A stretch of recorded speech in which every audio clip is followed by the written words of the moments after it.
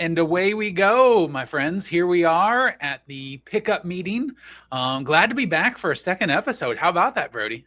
Yeah, they let us do it again. I We've know. made it. Yeah, this makes this official. Before it was just a hobby. Now this is a real thing. Yeah, like the pilot, and this is like the first real episode. Like you have the pilot, and then we do tons of pilots, but then you get episode 1, and now we're like, we're official.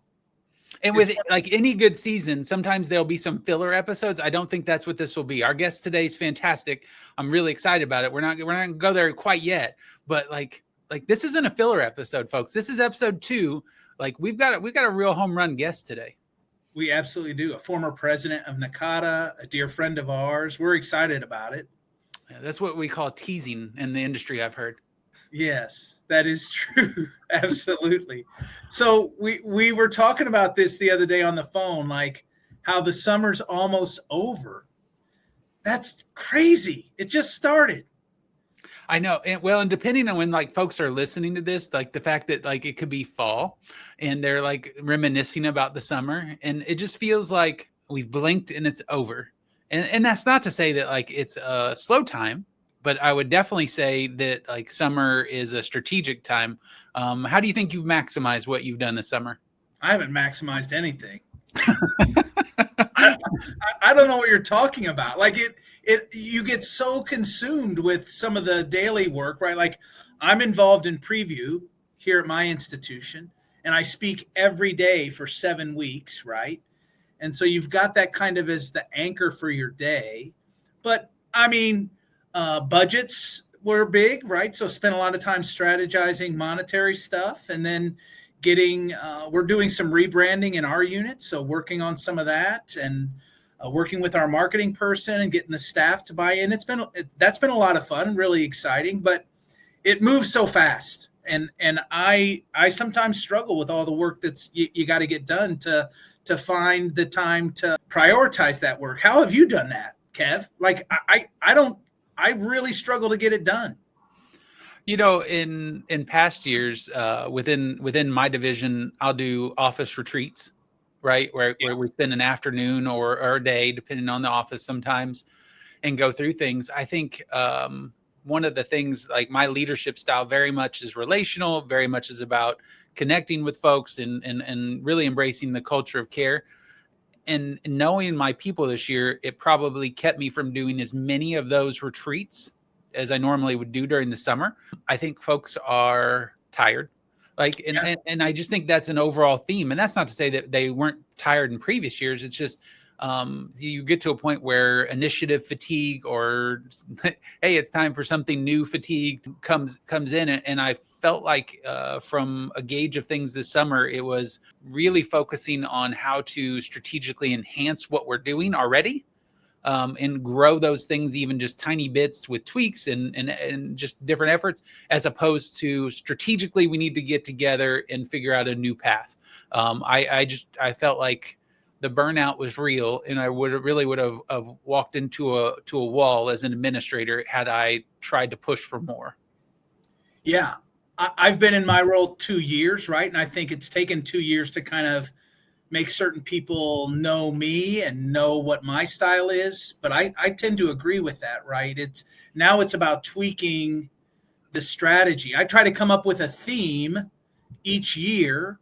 And my themes the first 2 years, actions, not outcomes, and numbers are people are numbers. I'm coming up with a new theme this year, and I haven't finalized it yet, but it's really about kind of emulating that theme through the work that you're doing and kind of thinking about something that's going to keep people motivated and wanting to do the work, and under the guise of, we have important work to do, and higher ed is kind of crazy right now. People are tired. Absolutely. People are tired. And I think that, regardless of where you're at in life, there's a readiness for the fall semester ahead. For me, I have a 16-year-old that's going to be going into his junior year. And I said to my wife the other day, I said, it's time for the school year to start. He's ready for a routine again. And maybe I'm ready for him to have a routine again. Absolutely. He's ready for a routine again. And as I'm talking to people on campus, I there's a lot of that, but there's also a lot of like the energy on a college campus is different during the summer. And that's not to say orientation doesn't bring a lot. That's not to say campuses aren't busy, because we are. There are different things going on. But it is for sure to say there's nothing quite like that energy of the fall semester. And I think folks are really ready for it and excited about what's to come. Yeah. My office looks out into the quad, so you can't even avoid the energy, even if you wanted to, right? Like I can look outside my window and everything is happening in the quad. It's been a fantastic part of my new gig here. And I love the fall. So maybe I wasn't as productive as I needed to be this summer, but the fall was really good. How do you get work done? How do you get work done with you see the quad and I would be like, well, they have ice cream today. Oh, look there. They're building something new. Like, how do you, I wouldn't be able to focus. I'd be outside all the time. Yeah, I walk every day. I try to get my walk outside and enjoy the campus, right? When you have a beautiful campus, it's easy to take that for granted. But, Illinois State's an old institution, and I've enjoyed my the visual look of the campus, and I take advantage of that whenever I can. That's absolutely for sure. So as we roll into the fall semester, what are the things you're looking forward to? Do you have plans or travel or conferencing that's occurring that you're excited about? Like, what are some of those things going on? Yeah, I'm definitely going to NACADA in Vegas. Me too. I'm also now going to Vegas. That's fantastic. I'm excited about that. I really like Vegas. I really do not, but I'm going. Why not? I don't know. It just seems like a lot, man. I'm a simple man. Simple likes. I don't need all the glitz and glamour, Brody. I just, I want the simple city. And Vegas is not the simple city. That's not the phrasing. No, it's not. It's the Sin City, right? Yeah, I don't know anything about that. I'm just going to go and enjoy the conference. Yeah, so we've got that. I've got a couple regional things. I'm involved in ILACADA, which is the Illinois Academic Advising Association. The Midwest First Year Experience Conference this fall is at Sauk Valley, I think, really close. So I'm going to try to hit both of those. I'm doing some NACADA consulting work. How about you? What do you got going on? Yeah, beyond NACADA, I'm going to go to my first ever NACAT conference in the admissions world. It's in Columbus this year, and I'm going to go check that out. I'm excited about that. And I'm going to go to a Vikings game this September. Also super pumped to get up to Minneapolis and cheer on the Vikings. And sorry for everyone that's listening, all of you that really don't like the Vikings. That's just the reality. I'm going to a Vikings game. It's going to be great. And let's see. I do a yearly mancation, if you will, with fraternity brothers from college. There are somewhere between 10 to 20 of us on any given year that go into the mountains of Gatlinburg and say that we climb mountains, but really we just enjoy some company and interaction with folks and maybe have a beverage or two as we just enjoy some time together. Yeah, the last 2 summers you've had bear interactions, right? Like real, actual bears. Oh, on the trip. Yeah, in November. Yes. Yeah. Oh, yeah. Like bears have come up and hissed at me, and I was on a miniature golf course, and a bear was on the course in the middle of Gatlinburg. So, yeah, it's strangely wild. That is strangely wild. We were talking on the phone. I think we should talk about this, and maybe we can ask Dana this. We were talking on the phone of movies that should have had a sequel or movies that should never have a sequel. I have a different category, and that's movies that had sequels that should have never had sequels. And I was thinking about this the other day. Jaws turned 50. How the heck did they make more Jaws movies than just the first Jaws? Come on. That was terrible. Yeah, I remember the first one, and then I can't say I remember much after that. So, doesn't the original just end up standing on its own? Yes, that's what I'm saying. Movies like The Hangover would hit in that world, right? Like where the initial one was good, yes. And then it was like, why do we need 3 of these? Why do we need 3 of these? Yeah, absolutely. I really tried on the movies that should have had a sequel, and honestly, the way Hollywood makes money, I don't know the answer to that. We're gonna have to ask Dana though. It's gonna be really, really interesting to see what she says.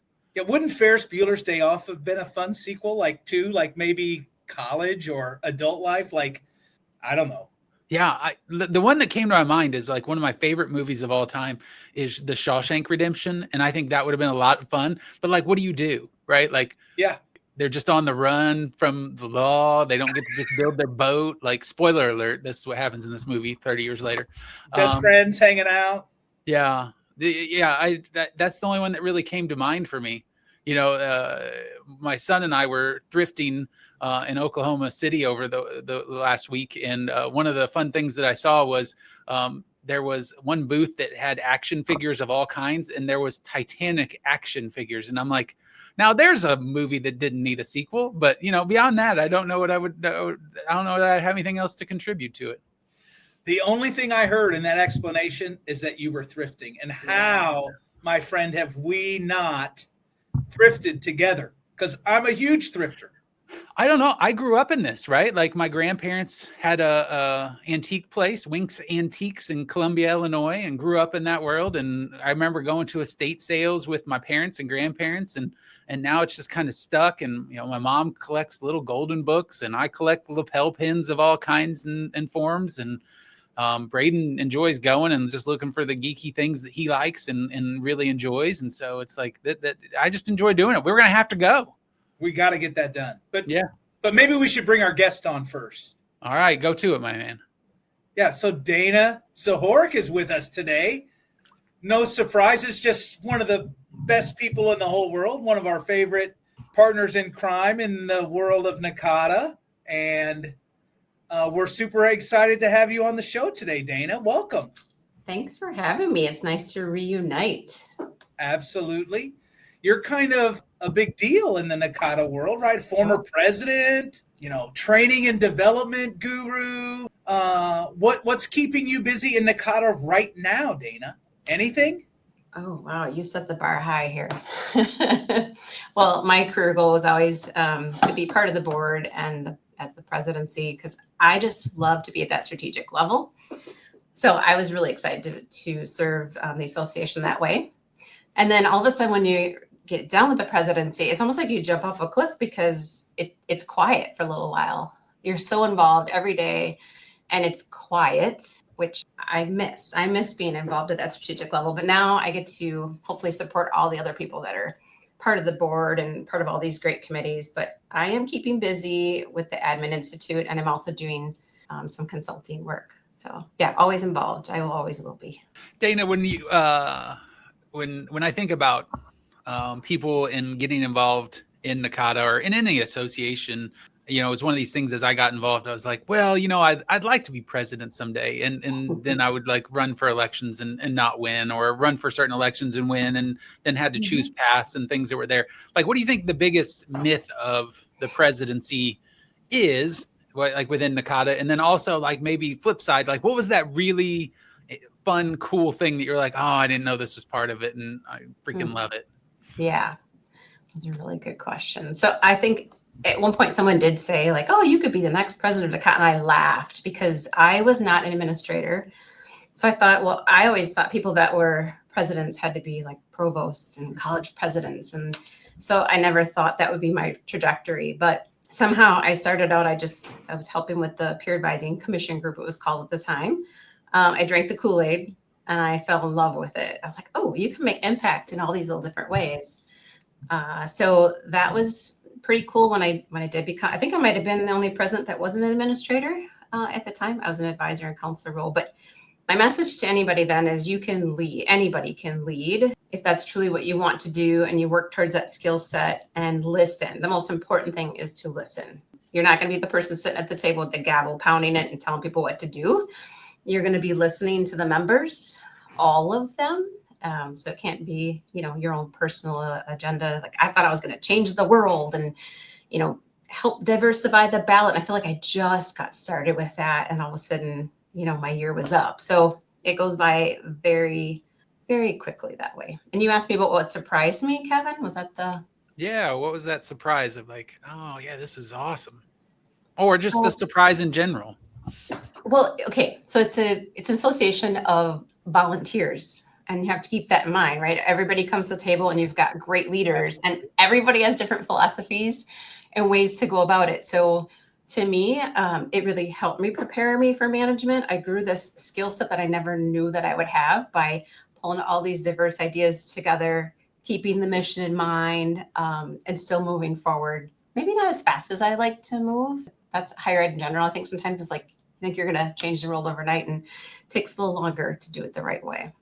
From the standpoint of sitting in the chair of president of NACADA, you were one of the few at that point, if not the first. I don't remember for sure that came from a community college. And so I'm wondering, what brought you to Fox Valley Technical College, and over your time frame there, like how has that evolved and really grown and changed?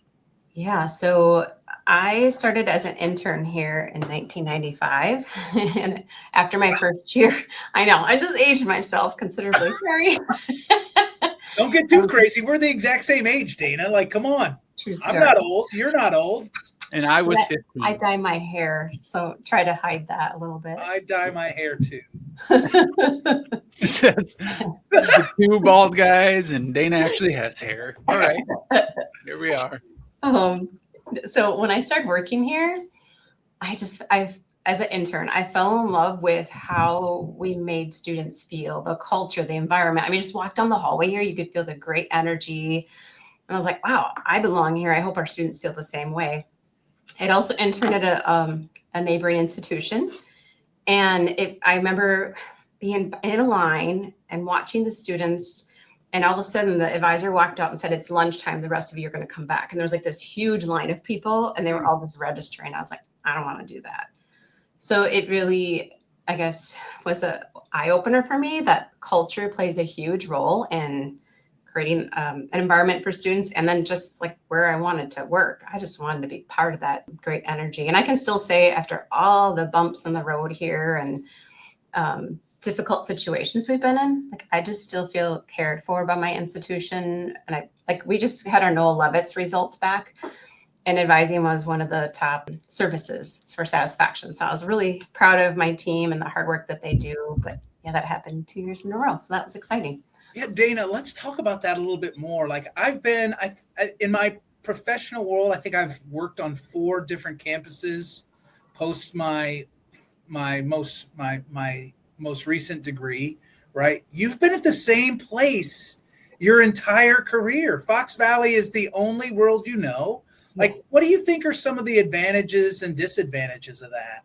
Yeah, so like for me to stay abreast of like the high impact practices and things that are going on in higher ed, I have to make sure I am out in like doing the reviews with other colleges, doing consulting with other colleges has helped me really stay in the know.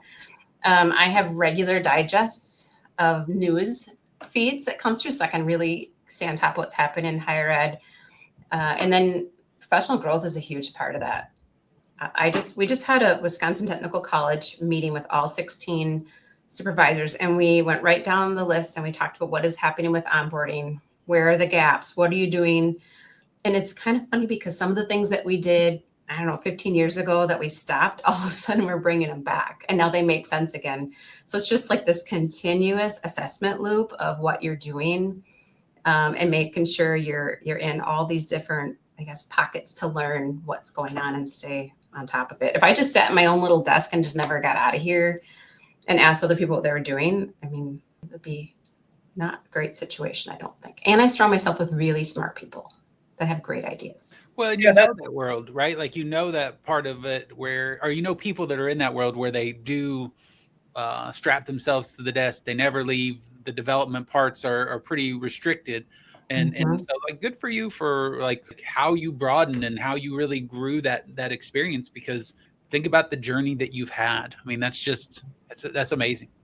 Yeah, I'm thankful I have a team. They just have great ideas. And so they'll say, hey, can we try this? And my supervisor has always been great about letting me try new things. Sometimes they fail, and sometimes they're great, but just always trying new things.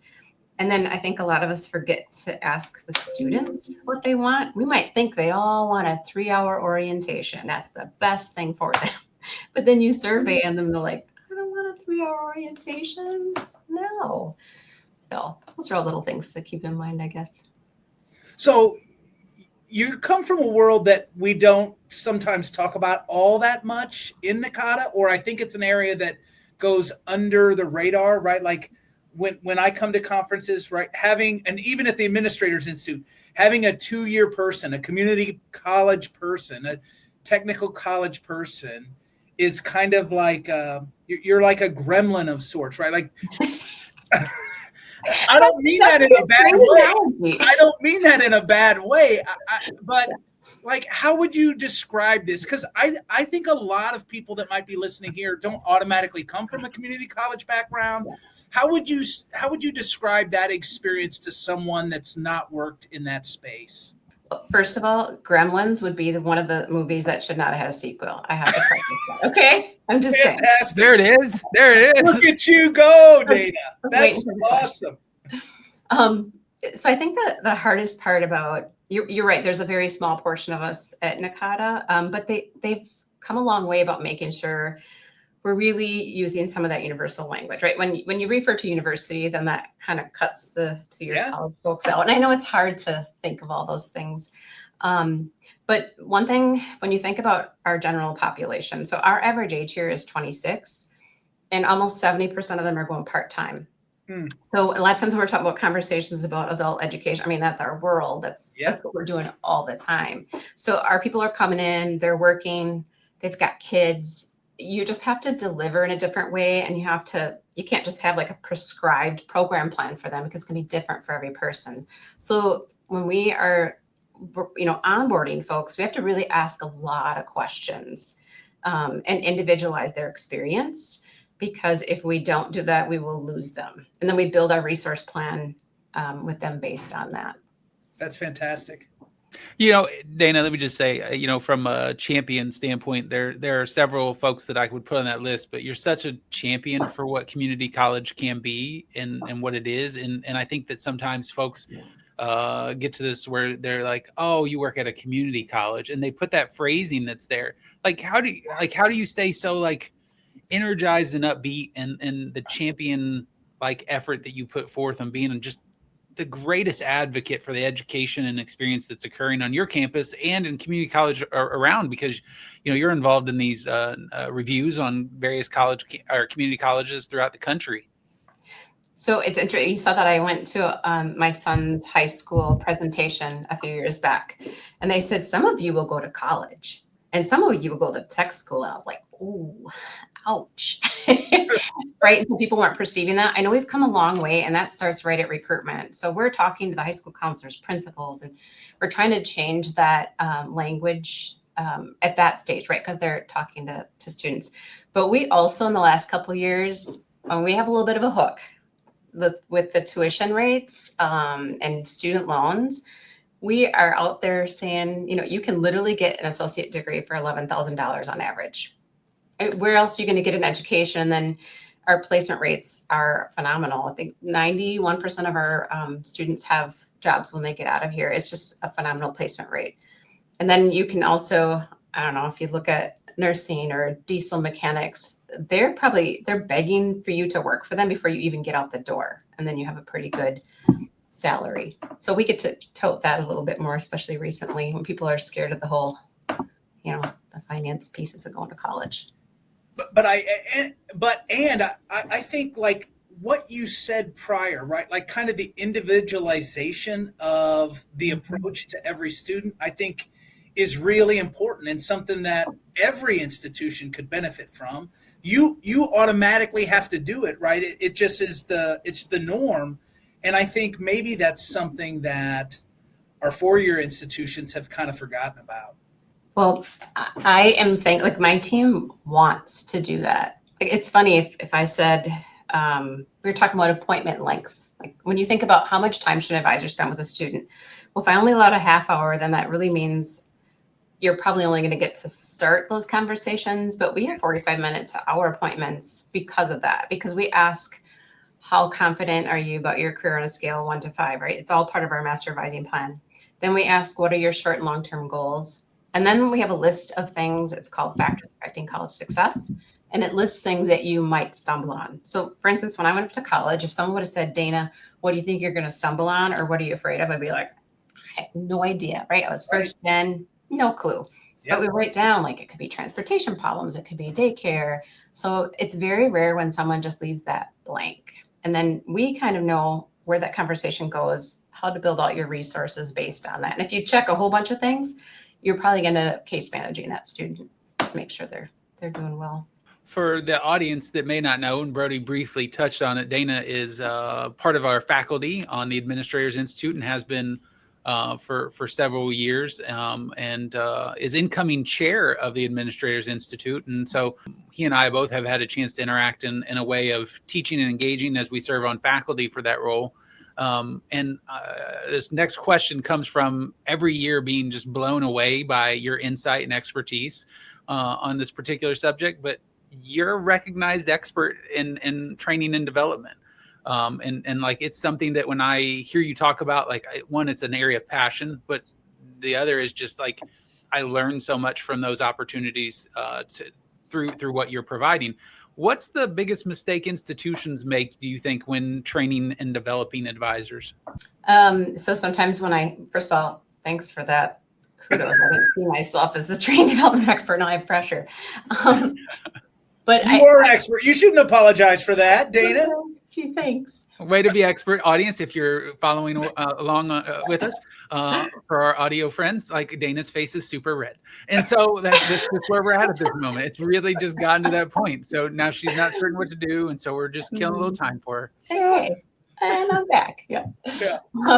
I think sometimes when I see institutions, like their handbooks that they create for advisors, it is very much about technology systems and, transactional. So I think when you think back about, we should really focus on is making sure that you're, number one, have a mission and vision for your advising.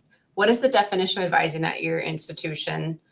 What are your outcomes? Do you have a syllabus? Like, that all has to be created first, and then you can train. So I've seen some people, like, we are declaring we have a proactive advising model. They just declared it. And then the advisors are scared out of their minds. Like, what does that mean? That means more work, more on my plate.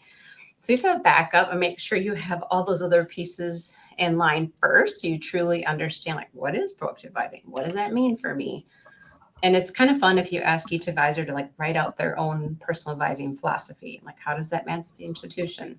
Yeah. Then I feel like you can get to the nitty gritty of that. You can look at the conceptual parts of your training development programs and the relational informational. Like, you have to have all three of those components. And many times people stop at just the informational, where it's just like a little check. I told you about how to use that degree audit, check. And it's also not super inspiring, right? Like, advisors want to learn more. They're eager to learn more. And many times we limit them because we don't have the money. But there's so many cool things you can do in-house. Like, just at our own institution, I know some phenomenal speakers that could just, knock our socks off. Think about your internal people, do an article read. There's so many cool things that you can do that won't blow up your budget. Yeah. And it sounds like that focus on the foundations is so key before you move on to trying to run, right? It's learn to walk before you can run. Probably got to learn to crawl sometimes. Absolutely. And then, NACADA is all about borrowing from others. My training program is like a patchwork quilt of all the cool things I've learned from other NACADA members. I did not start from scratch. I went out on the clearinghouse. I found some colleges that had great ideas. I reached out to them. So it's just, I made it my own, but based off of different pieces. The favorite piece I think people have really loved, though, is the Advisor Cafe that I stole from a school in California. It's just like a gathering session. And if you have donuts and coffee, people will come to anything. So that's how you get them there, right? I'm there. I'm coming for sure. Does it come for a donut? And then we switched up the themes, but we did like a what would you do, kind of like John Quiones, and we'd throw out some scenarios, real scenarios, and had people react to it at their tables and report out. We did 7 minutes to success. So you have people doing really great things at your institution. Have those people share out what they're doing, and other people are intrigued, and they have in-house people that they can learn the details from then. You mentioned what would you do, and then you said a name. Tell me that name again. John Quiones. Did I say it correctly? Yeah, I think you did. But Brody, this is the guy that was at the restaurant we ate at in St. Louis a year ago together. It was Brody, and it was the host of what would you do? Yeah, and he's sitting there eating at this barbecue joint, and like everybody's coming up and taking pictures with him. And Brody and I were just sitting there going, "Who is this guy? Like, we have no idea. He looks familiar. We didn't know." Whoa. He came to Fox Valley Tech. I actually have a picture of him with one of my advisors. And I use that as my opening slide when I do that. We did not get pictures with him. Now I kind of sort of regret that. We were so full from the delicious barbecue that we couldn't even function. God, that was amazing. Right? You missed out. So go YouTube that, like YouTube, what would you do? It's such a cool situation. It's like a social experiment. Yeah. Dana, you mentioned, right, like the balance of the conceptual, relational, and informational sides of advising when designing training and development programs. I've really struggled here. Like I presented in the spring on AI, right? And this isn't an AI session, but the one thing that I've started to notice is how much the advising community has peddled in information, right? Like that seems to be the space that every training and development program gets right, but to a fault. Like it's the only thing that we talk about. Like how have you really integrated the relational piece and the conceptual piece into that development, right? Like those are really about skills and understanding the roles rather than all of the information you need to be credible. But the other things are really important too, right? How do you do it? Yeah, so like that's an integral part of our advising model. So many times people are confused about what their role is within their advising model. So we actually have it laid out specifically, like at this point in the student's journey, this is a milestone and this is what you're doing. This is who is doing it. And we have a communication plan, what we are saying. So like if we give them the toolkit to be relational versus if you're like, go forth and be relational, like what does that even mean, right? Yeah. And then like that master advising plan, that automatically builds in relation because it's telling you, check on their career readiness, check on what some of those potential barriers might be. It's giving them the tools. So I feel like you need to build a toolbox that goes along with your model and some sort of like standard of care that you're expecting your advisors to deliver. That helps with the relational piece. The conceptual piece, I feel like can be, maybe that's where those article reads come in. A lot of people have talked about, advising as teaching. Well, ask your team, what does that mean? So use examples. I've said to somebody, I had a student one time that said, I'm mad at my professor, but I don't want to talk to them.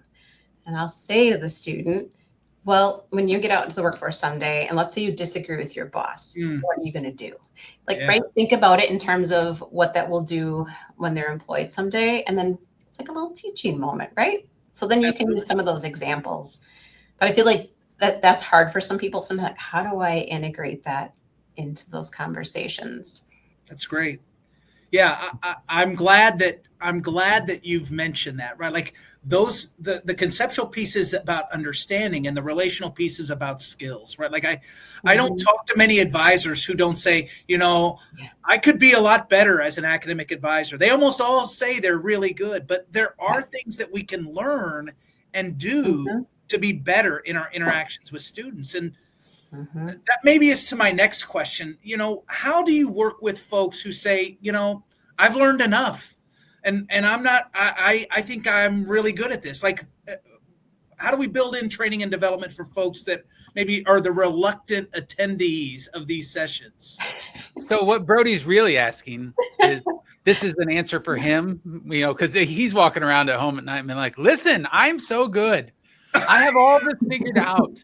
I don't need training and development. Right? That is not true. Oh, that's not what he's saying. Sorry. So this question may or may not be for Brody and his development. I'm done learning. I've learned everything I can learn. Look at me. I'm as smart as I'm going to be. Yeah, you've topped it. You've hit that ceiling. Thanks, Dave. But some of us haven't. Well, okay. So you have to have, we're humans, right? You have to have some sort of incentive. I was very fortunate. I worked with our HR team to infuse that into because we have faculty advisors, we infuse it into a faculty development opportunity. So they get what's called progression, where they would take so much professional development and then they would get a stipend or some sort of reward, right? That's changed over the years. But what would happen is then the faculty would see value that would get them involved. And so we utilize that as a tool to get them there. And then once you get them there, we have an advising certificate, and you can see if you take the Advisor Academy and 3 what we called elective classes, then you get this certificate. And people are like, oh, you have that certificate. And so it just, I don't know, I think that really was helpful. And the second piece was there's some departments that are just busy, right? It's hard to pick a time that they're all going to come to. So I've offered to take the show on the road. I will come to your department. That's right. fantastic. Then you can't pick and choose who's going to be there. I'll come to your department. I did that with the aviation folks. I just came and did the whole academy for that particular group. Yeah. Quick hits. Yep. And I was so excited because there was deans that showed up too. It's like when you have your leadership showing up, that also tells you that they find it equally as important. So yeah, if you can get leadership involved too. Yeah, that they can show that there's value in what you're talking about. It's important enough for their time. Absolutely. Mm-hmm. Dana, one of the questions that we ask within the Administrators Institute, and it's gotten us some good answers and some interesting answers, is like, what keeps you up at night? And I thought, I'm going to ask this question, and instantly, right? Like I can see the cringe already that like I don't want to go there. So why don't we flip this, like, right? Instead of that, like, what keeps you hopeful or energized about the future of advising? And if you want to go beyond advising and say student success, because I know that's a lot of the world that you work into, like, what keeps you energized and hopeful? Well, I have been in higher ed my entire life, and I find that you talked about like initiative fatigue, and I had to get a handle on that this last year because I was like, oh my God, I want to try this, I want to try that. And I was like, stop, just stop. Because even my team, right? I'm like, we should try this. That has an effect on them as well.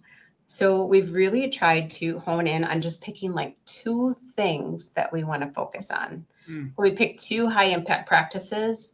And that's where I get excited and hopeful for the future is like these high impact practices. There's a lot of research going on, like Complete College America had shared some information. NACADA had some great articles that really helped build those 2.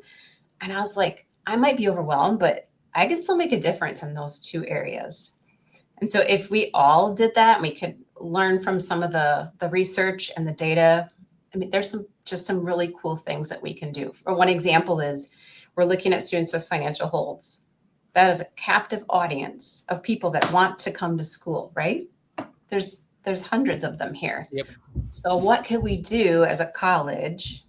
What some people are doing is they're looking at the threshold for when you put a registration hold on. Some people are looking at flexible loans. They're looking at microgrants. Like there's so many cool things going on. So to me, even though there's the students under preparedness and needing more effort to keep students afloat now, if you do some of these high impact practices, it can help you feel strategic still. You're still making a difference and just like it's continuous problem solving, which I enjoy. Yeah, I love that.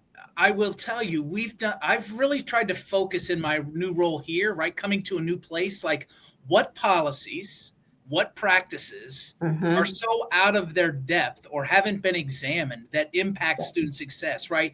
So it doesn't require a lot of work on your advisor's end. It just is about identifying where the problems are and then being in a position to kind of solve those problems. And the great thing about that approach to me is that advisors have really great ideas about where the problems are. And sometimes they don't automatically feel like they've got the agency to get that done. And then that's where an administrator can come into play. And so we did that with our, I asked this question last fall of my staff, like if you could fix one thing about math, right, at your institution, what would that one thing be? And man, the responses I got from my academic advisors and my academic support people and all of the areas within my unit, it just led to a treasure trove of things that you could really get done and not with that hard of work, right? Like it's just, and sometimes there's big things that you got to do and you got to put resources to it. But in other instances, it's really, the other great thing is you're listening, right? Like you're taking the ideas and you're using those ideas to solve those problems. I love that approach, Dana. That's fantastic.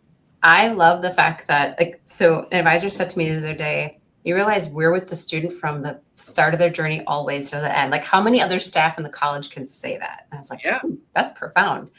You're right.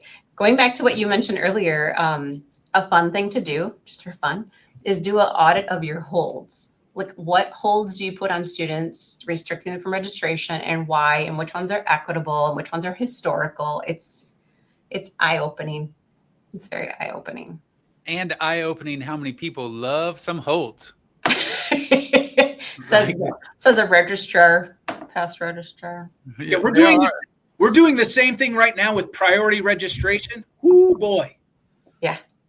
Yeah, they've always had it. They're going to be upset. Yeah, those are not easy conversations. No, but they're not easy conversations. That's one thing I've learned is sometimes if you even have an outside consultant come in and say, hey, look at our practices and policies, to see if that you have some suggestions to make equitable practices. We should have some fun now, Kevin, don't you think? Let's have fun. Let's go. Or do you still have if you've got more questions, let's do it. I want to have fun. No, I'm just here for the fun. I'm the first 40 minutes of the show. I'm okay, it's fine, but like let's go. All right. You want to ask the first question? Oh boy. Yeah. Okay. So, what is something people might be surprised to know about you, Dana? Here comes some good stuff. This one you should have prepared me for. We like these honest answers right off the cuff. Like we're not playing here. Well, I'm a goofball. If people haven't seen that side of me, I'm definitely a goofball. But I think I led on this earlier. I was a first-gen college student. I went off to school. I had no idea what I was doing. I almost flunked out of college. I got a 2.0 my first semester. So I don't think people would ever have deemed me like at risk. I was third in my class, came into college, and I just flew under the radar. Nobody ever thought there was anything. And I came from a teeny tiny town, and I come from three generations of loggers. I can throw firewood like no other. I could compete with you. I would crush you. Now There's the soundbite. I would crush you. Check out this episode of the Pickup Meeting with Dana Zahorik. And if you don't agree with her, she will crush you. Only firewood throwing competitions. Oh, I took it to a different place. So Dana, if you weren't doing academic advising work, what would you be doing? Like what would be a different career that you'd be doing, Dana? Maybe I can tell you what I'd love to do when I retire, because that would probably hint towards it. But that's great. I want to do something with children. If they had a spot in the hospital where I could just rock babies in the ICU, I would do that all day long. Wow. Yeah. Whoa. Okay, so that's a good answer. I'm not against your answer of baby rocking, right? But I was not expecting that answer, because I feel like I've heard your retirement plan, and it's to buy adult tree houses and have a treehouse campground. Yeah. Am I way off the line here? That's right. I remember this conversation. I do have the plans for my treehouse, but I came across so many zoning problems that I can't, because of the square footage of it. So that one's paused. Okay, so you've gone from treehouse baby rocking retail to baby rocking. I mean, that was always in the back of my head. Yeah. It's a fair trade. Yeah. It's great. I think it's going to be a rocking time. See what I did there? That was great. Dana, what is your, the premise of the pickup meeting? We've talked about this is it's the meeting that you just kind of stumble into, that you have this just random conversation with. So what is your go-to drink order, coffee or other, on a tough day at work, tough day with advising? I know. I'm definitely a chocolate martini person. Oh, she went there. She went to alcoholic drink. But listen, we said tough, and we probably set ourselves up for that one. I had said coffee, because no, you say whatever you want. I mean, if people are going to think you're drinking chocolate martinis in the morning and a tough advising day, then let them. Oh wait, did we say before work? I didn't hear that part. I thought you said if I'm having a tough day and I get home. Oh no. Okay, yeah. Rewind. That would be a latte. It'd be a vanilla latte. If it's after work, and then you said martinis, I can only have one. I'm a one drink wonder, and it would just be one after work. Okay. Not plural. I snorted. That's how funny I thought that was. So we've been doing these. Well, I can't say we've been doing it because we only did it with Tara. This is our second time, but we have lightning round questions, and they're fun too. Okay. And so we're gonna just lightning round it. And the first lightning round question, Dana, what was your first job? Waitressing. Oh no, sorry, dishwasher. Where? The Northwoods Inn in Pickerel, Wisconsin. All right. Everybody should do that. Oh, what'd you say, Dana? Everybody should do that. It's the most humbling, customer service. I was a dishwasher too. Mm-hmm. It was my first job, but doggone it. It was very tough. Yeah, those jobs are a lot. Favorite higher ed moment? Favorite higher ed moment? Well, there is a student that took 7 years to get through college, and she worked at Walmart, and she had told me that everybody she worked with said she was stupid and she would never make it. Oh no. And she would come in by me just for encouragement. And so to see her graduate, I just get chills thinking about it still to this day. That was probably my better moment. I'm getting teary-eyed just thinking of it right now. That's amazing. That's really great. What are you listening to, reading, or watching right now? Ooh, Bridgerton. Oh, you're a Bridgerton fan. Sorry. Okay. I'm not. But anything comedy too. I'm a big comedy person. I just watched Happy Gilmore too. Oh yeah, we watched that as well. Too. Yeah. Pretty.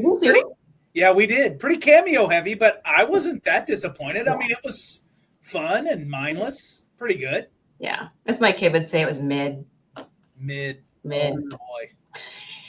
What's your favorite cereal, Dana?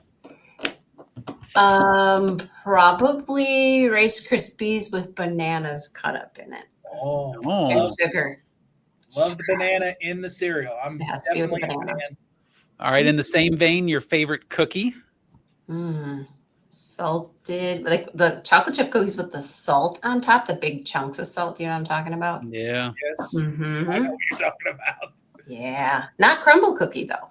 I want a homemade one. I can skip anything bought, and once you bring a homemade cookie in, I'm all over it. It'll be interesting to see if this relates. Your favorite ice cream flavor? It has been and always will be mint chocolate chip. Okay. Does it need to be green? I actually prefer it not to be. I like the white. You know what I'm talking about when you see the white. I know what you're talking about. Chunks in there. Yeah. At one of those places where the custard's flowing out of the machine, you know it's fresh. Yeah. Then we're talking. All right. What's the most overrated holiday? Definitely Halloween. I agree with you 100%, Dana. We're on the same page. There's Halloween stuff out already. That's just not fair. Like, you know what I mean? Let's get to the spice and the pumpkins, and then we go to Halloween. You can't just bypass that beautiful little moment where all the fall leaves and pumpkin spice coffee. I feel so judged in this moment. Like I think I literally just bought like a big like haunted mansion thing for the house for this Halloween, and I was like, it's on sale right now. Let's get it. But did you put it out? No, but I really did think about bringing it to my office and setting it on the table for the next 4 months. Don't do it until September. It's just not fair to the rest of the fall funness. I live on this old street in my neighborhood, and there is a house down the road about almost a mile where they haven't taken the big, massive skeleton. It sits like 20 feet in the air. They've never gotten rid of it. It just stays there all year. And I'm like, what are you doing? Like, come on. Halloween. Brody, and what are their names if they're listening to no kidding. I do have fun with Halloween though. Like I built when my kids were small, we built a body farm out of cardboard, and you would put your hand and then you would feel like spaghetti, right? And you'd feel grapes. You had to like really whoop it up. And then we handed out shots for the adults. Wow, that's the fun house. I'm in for that. You just perked up when I said that, Kevin. Yeah. I did. All right, we gotta lighten this a little more. Oh, okay. One idea for making airline travel better. I mean, they just fixed that, like the shoes. I don't like taking my shoes off. That's disgusting. Yes, I hated that too. That one's, we're good though. How about an interesting fact that maybe only you care about or think is cool? About myself? Oh, it could be anything, like a interesting general? fact about anything. Can I like come back to that one? This Is that script your lightning round thing? We'll come back. That'll be our closing one. So you've got to think of something great. Okay. Best food experience. Ooh. Oh, I can't think of the name. It's the place in St. Louis where they throw the buns. Oh, Lambert's and the throat rolls. Yeah. I love the fun part of that. It's just not just the food. Yeah, it's the fun part. If you haven't checked out a Lambert's and they toss the rolls at you, you better watch out. I just buy the pound of bacon that you can buy. And that's the meal I've gotten the last couple of times. And then I eat the fried okra, right? Oh, yeah. Yeah, that's a must, right? So yeah, let's go. Favorite vacation? Hawaii, because I just came from there. It's just fresh in my brain. I really enjoyed the caving and then electric mountain biking. Crazy fun. Anything outdoors for me. Awesome. I'm gonna flip this one so we don't end on this one, Brody. Worst moment of your college career? The worst moment? Yeah. The worst moment. College career? You mean like working here? Mm-hmm. Or your college career, whatever you want to go with. That's a tough one. Oh, so it was called Act 10 in Wisconsin, and half of my office all left at once. They retired, walked out the door. Oh. It was just hard because it was like such good friends of mine, and they all left at once. When they leave one at a time, right? You can grieve a little bit, then you're good, but that was a hard one. I'd get up to the exit and I was like, I miss my friends. Recovered though. I have recovered. Our last question. Coolest college tradition that you've experienced? Oh, one that I can talk about? Listen, there are several answers that we need a follow-up to this podcast already.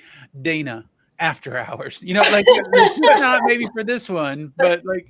Can I just say, I did not participate in this one, but it did happen at my college, my undergraduate college. Sure. Right. Whatever you need to tell us, Dana. People would disrobe and put bags on their heads and run out into this big mud pit. And I would lock the door and not participate in that. But holy smokes. I didn't know where that was going to go, Brody, but here we are. Yeah. I feel like that there's probably a lot of stories like that. People just don't admit, because their moms might be listening, but. There it is. Yeah. Well, Dana, it was great having you on. Thanks for having me. Yeah, we just have to say, listen, if we're gonna have a pickup meeting, it's hard to have a better one than just sitting around with Dana and having a good conversation and chatting about all the things. But we really appreciate you sharing today with the audience and sharing about your expertise. Thanks for having me. I miss your faces. Yeah. Are you coming to annual? Heck yeah. All right. I'll see you there. That's awesome. Dana will be at the annual conference. So if you have questions about Bridgerton, she is now your go-to. Yeah. That's the takeaway from today. Yeah. She's not a big fan of Gremlins too. So thanks a lot. Thanks, Dana.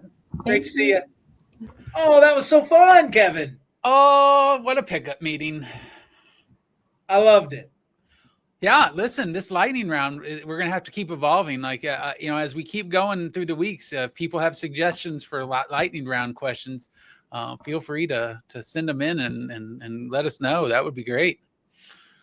Yeah, I really enjoyed her training and development stuff too, Kevin. Gosh, she's got so much good stuff to share there.